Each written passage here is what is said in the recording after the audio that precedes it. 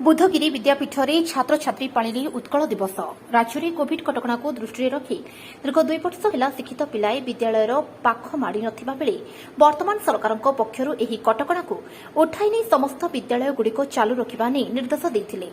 April 1 दिन उत्कल दिवस पालन करने नहीं 2 दिन पूर्व सरकार पक्षर प्रत्येक विद्यालय को चिठी द्वारा निर्देशनामा करथिबा बेले गंजाम जिला बुगुड़ा ब्लॉक अंतर्गत बुधगिरी विद्यापीठरे उत्कल दिवस पालन करा जायथिला। ଏହି ଅବସରରେ ପ୍ରଧାନ ଶିକ୍ଷକ ସ୍ୱରୂପ ରଞ୍ଜନ ମହାନ୍ତିଙ୍କ ଅଧ୍ୟକ୍ଷତାରେ ବନିତା କୁମାରୀ ଦେବୀ, ସଚଳା ମହାରଣା, ଅଞ୍ଜଳି ମିଶ୍ର, ସବିତା କୁମାରୀ କର, ନିରଞ୍ଜନ ପ୍ରଧାନ, ଗଙ୍ଗାଧର ଦାସ ଏବଂ ସୀତାରାମ ସେଠୀ ମଞ୍ଚାସୀନ ଥିବାବେଳେ ବିଦ୍ୟାଳୟର ସମସ୍ତ ଛାତ୍ରଛାତ୍ରୀମାନଙ୍କ ଦ୍ୱାରା ବକ୍ତୃତା, କଣ୍ଠ ସଙ୍ଗୀତ ପ୍ରତିଯୋଗିତା କାର୍ଯ୍ୟକ୍ରମ କରାଯାଇଥିଲା। ଏଥିରେ ସମସ୍ତ ଛାତ୍ରଛାତ୍ରୀମାନେ ଉତ୍ସାହିତ ହୋଇ ପ୍ରତିଯୋଗିତାରେ ଅଂଶଗ୍ରହଣ କରିଥିଲେ। ବକ୍ତୃତା ବିଭାଗରେ ଓମ୍ ପ୍ରକାଶ ଦାସ ପ୍ରଥମ